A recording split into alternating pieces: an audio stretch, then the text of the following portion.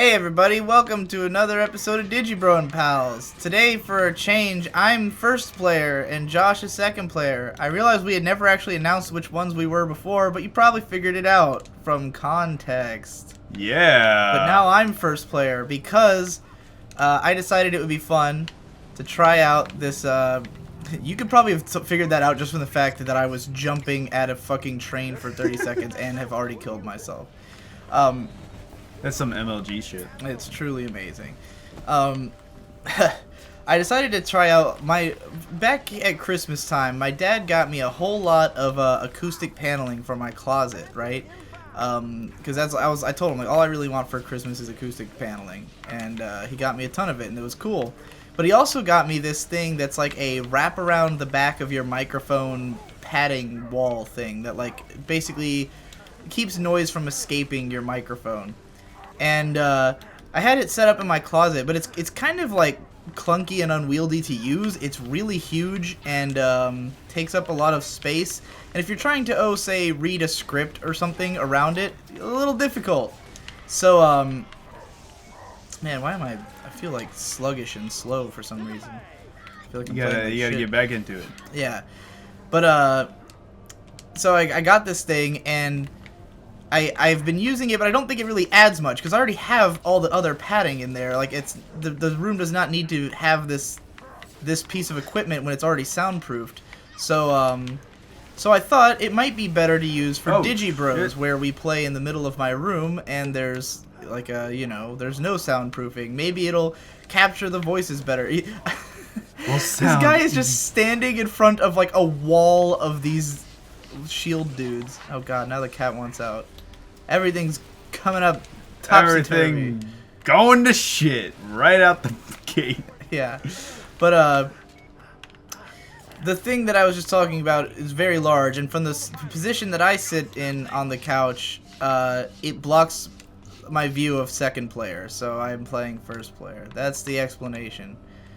I probably could have made that shorter, but Josh, could you please let the cat wherever she wants to go? Yep, I'll return. So aside from the cat noises you're hearing, you may have also heard these, like, and you will probably continue to hear, these weird sort of buzzy farty noises. Wow, well timed. That's because for some reason my window farts when it's windy outside. The farting window. It's just anytime there's like a strong wind, that happens, and it's been windy all day, so it's been window farts all day long. So you might hear a bunch of that. Kind of annoying. You also may have noticed that we're doing the same fucking mission that we were doing the last video. So, turns out, with Halo Aughts, if you're playing co-op, it does not save checkpoints if you leave the game. You have to finish the level.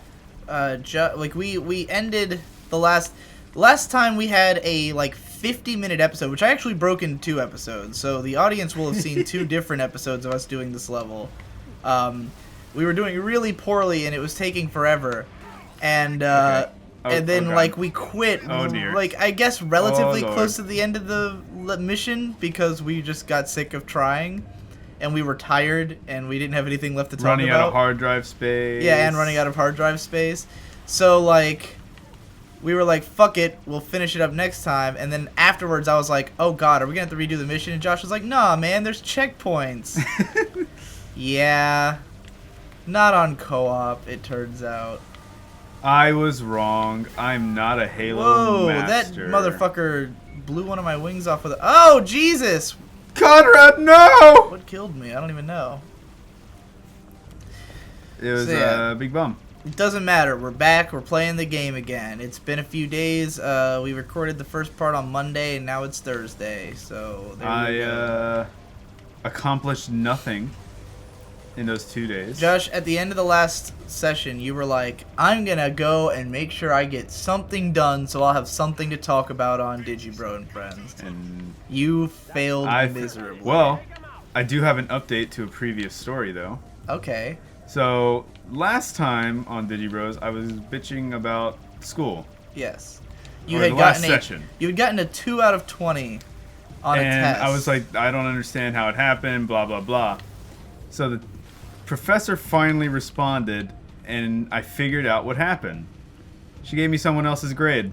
Really? Yeah. Turns out I got a 15 out of 20. Really? Wow. So did you pass the class? Well, the class, I still have like 2 more assignments to do. Okay. But I am now not failing. I have a C, if not a B. Okay. All because she messed up the grade. She completely fucked up.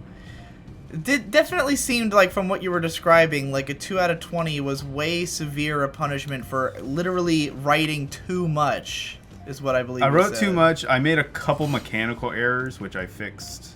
Like, she let me fix those for an extra point. It was like, you know, I misspelled a word here or there, things like that. But I was like, how the fuck... Stuff you'd have to be a total bitch to take points off. Right. I was like, how the fuck did I lose 18 points for that? Yeah. Turns out I didn't. Amazing. So, it's not always my fault. Because Brandon said that too last time. He's like, it's never your fault. Well, and that was me who was making fun of you for that. One of you was. Somebody was making fun of me, and it turns out I was right. Yeah. Actually, now that I look back on it, I feel like you should have been more mad. Because we kind of assumed that you deserved the 2 out of 20 for some reason. And you didn't really make the case that strongly for like whether you did or didn't. You were just like, well, because I had no feedback, so I had no idea. But now it's very clear that you in no way deserved the treatment you were given, and that she almost caused you a fucking panic attack for no reason. Yes, because of human losing error. $1,000 because she was like, and apparently there's just someone else in the class whose name is like very similar to mine. It's like. Like his Josh Bruce, like it's like Josh, and then it's a C last name. I don't know what his last name is, but in like Blackboard and things like that, it could abbreviate it to like JC, just like initials. That all of that is terrible. Yeah. Jesus Christ, what the fuck is up with these things? Can we even break these? Our ship is shooting at these guys like 100,000 times, and I'm shooting at it too, and it still isn't dying. I must break you. What is this fucking thing made out of? Oh wait, we gotta go. There we go. Oh, is there a door here? No, yeah, we gotta open the door. We did this last time. How do we not remember what to do? Come on now, you know the answer to that. A, we're jackasses, and B, this game's confusing. This game is very confusing. Well, I'm glad to hear that on a scale of 1 to Metroid, how much do you like this? I don't hate this game or anything. Like, it's still fun to play. It's Halo, you know, like... It's just arranged very, very weird. It feels like, okay, early into the last playthrough, like, in episode 2, I was talking about, like... Because first, I got the impression, like, okay, this is nothing like Metroid Prime, right? Like, I figured that out pretty early. And then I was making the case that, like, that the cool thing about games that are... Stop it, window! I just want to finish my sentence! The cool thing about games that are basically expansion packs is that it allows you to come up with new and inventive ideas riffing on the core concepts of your game. This game has some new ideas. I don't know if I'd call them interesting. They're just strange. Like, the biggest difference is really just the framing device of the story, that you're the rookie and you gotta go find the shit to do the shit. Not fun. Not a good idea. Why did they think that was a good idea? Like, of all the things they could have done with the engine of Halo 3, why that, you know? It would have been... Someone somewhere was just like, I have an amazing... If they actually had made, like, a Metroid-style game, that would have been really interesting. Like, I knew it wasn't going to play like Metroid Prime, but I thought maybe the atmosphere would be like that since people compared them. But if they had actually used the system of Halo to make a Metroid Prime-style game, that would be really interesting. Because Metroid Prime is really cool, and, like... Building a Metroidvania game wouldn't be that hard if you had the assets for it already. Like, it's just a matter of level design and, you know, creating clever worlds and levels, which I feel like Halo typically has better levels than this game's levels, you know?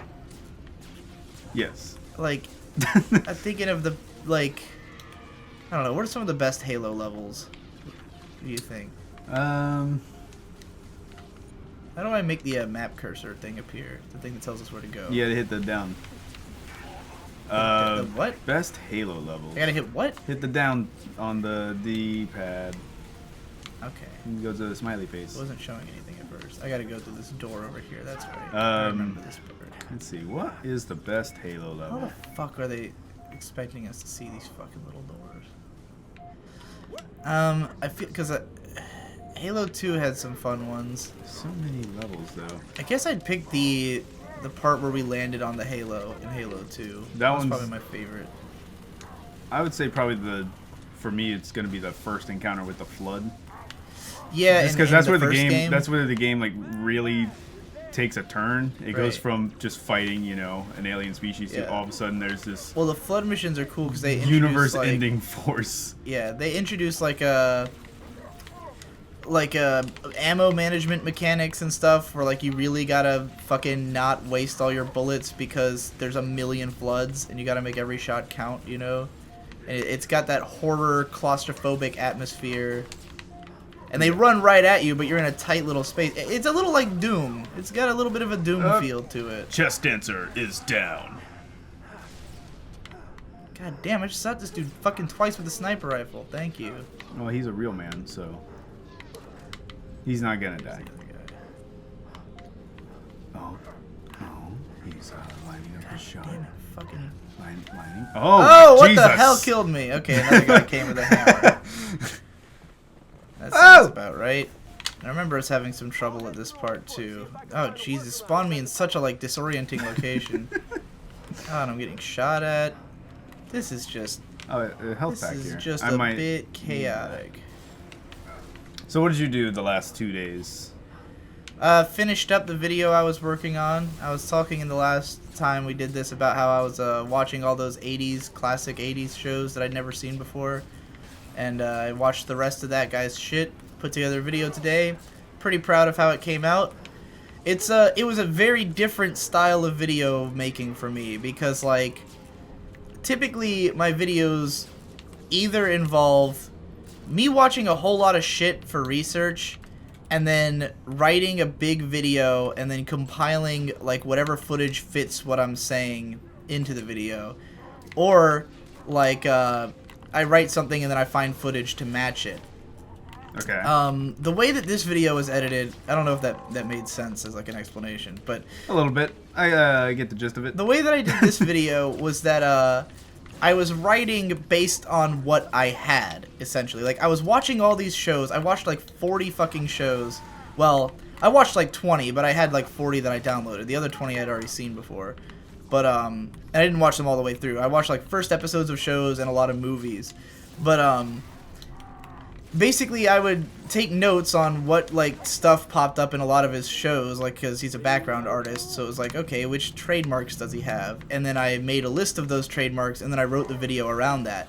So because of that, it was a lot easier to make a video where every image I used was relevant to the point I was making. Because in most of my videos, I'm trying to find footage based on what I've written, you know, and that can be a lot harder, where it's like, let's say I write a sentence like, all of his shows have very passive-aggressive characters or something, and then I have to go find a passive-aggressive character and attach it to the show. Whereas in this case, it was like, I'd say something to the effect of, you're always going to get sweeping shots of towns, because I just watched 7 shows with sweeping shots of towns, and I knew exactly where all of them were, you know? So then I took all of his shows, I took 22... God damn. I took 22 hours worth of shows and cut them down to all the pieces that I needed for the video, and then organized the clips. So basically, the long and short of it is, it was a much more organized method of editing and making videos than what I usually do in terms of having the right footage for the video. There was coherent thought. Yes. So the, like, 6 hours that it took to edit was mostly just me cropping down into all the footage I needed and then organizing it into the video, as opposed to being on a fucking manhunt for relevant footage, usually which I come up short and just throw some random shit in there. Like, you know, if you watch my videos, there's usually like that 1 minute clip where I just ran some scene from the show because I had no idea what to put there, and I didn't want to like hunt through the entire show to find what to put there.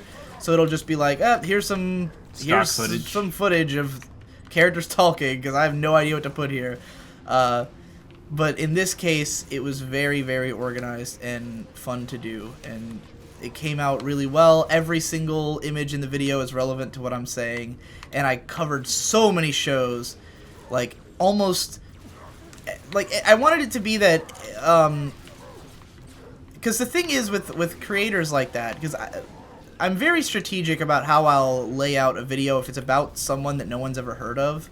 Like, this guy is an art director named Shichiro Kobayashi. If I had made a video called The Great Artwork of Shichiro Kobayashi, no one would have watched it, because no one knows who he is. Like, that's part of the point of the video, is that it was like introducing him to people. Teach you who. But everyone has seen his work, because he's worked in over 100 fucking shows, you know? But the thing is, he's never worked on one show that I could guarantee my whole audience had seen, you know? Like, I listed, at the beginning of the video, I listed, like, his 4 most popular shows, which are Revolutionary Girl Utena, Berserk, Detroit Metal City, and Nodame Cantabile. I have seen none of those. Right, well, you know, that's the thing. Even with his 4 most popular... You've at least heard of Berserk. Though. I've heard of it, because I know I walked in on, like, Victor watching it once, I think. That was the movies, I think, probably. You probably did not see the old show that this guy worked on. But, like, those are his 4 most popular shows, and even those are not, like, so widely seen that I would expect everyone in my audience to have seen at least one of them. However, he's worked on so many, like, not super popular shows, but ones that, you know, a few people have probably seen, that I wanted to, like, put in as many shows as humanly possible, so that if you've seen just that one show, you'd be like, oh, I remember Orphan from the 90s, like, cool, he worked on that, or I remember fucking, you know, like, a lot of them would be, like, magical girl shows that, like, 5 people probably remember, but those 5 people will now have some means to appreciate who this guy is, you know? So I had to really get as many different shows in there as possible. Good news, we are back at the room. Oh yeah, where we left off. So yeah, we got there in, you know, half the time. Though this room was the one we spent the entire last episode in. All right, so this is just fire. Oh my God, he set him on fire. It was awesome. Set me on fire. She sets me on fire. Sets me on fire. Boom. Boom. Fire. Well, I have very little ammo. I just got annihilated. And the guns I have are not good for the circumstance I'm in. Are you blaming the weapons? Fucking, wow, I got shot by like 80 things, apparently. Yeah. Yeah, you did. That was impressive. I dodged it. Good job. And you got the ghost I wanted, or banshee I wanted. Now I gotta run around to the other side. Oh, that's right. This is the scarab. We gotta shoot it in the ass. Yes, he literally told us to shoot it in the ass. Let's try to get this thing taken down before we end this episode. Just, you know, for the sake of not having 2 episodes where we died in this room and gave up in a row. But that's good entertainment right there.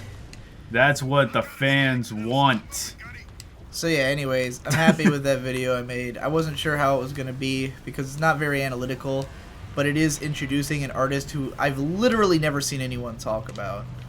And the way I ended up doing the video is that, like, I've been a fan of this guy for a long time.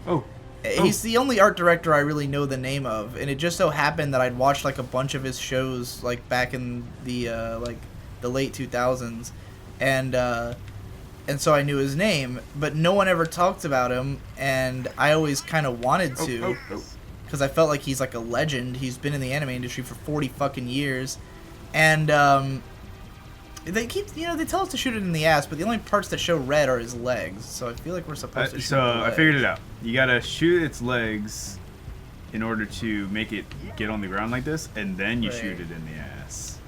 But he didn't tell us. I think it's dying. Yeah, I think so too. In fact, I think we might want to. Oh, there we go. That was a nice little. Look at that. Work. You see how easy that was? Yeah. And we wasted a whole episode on that.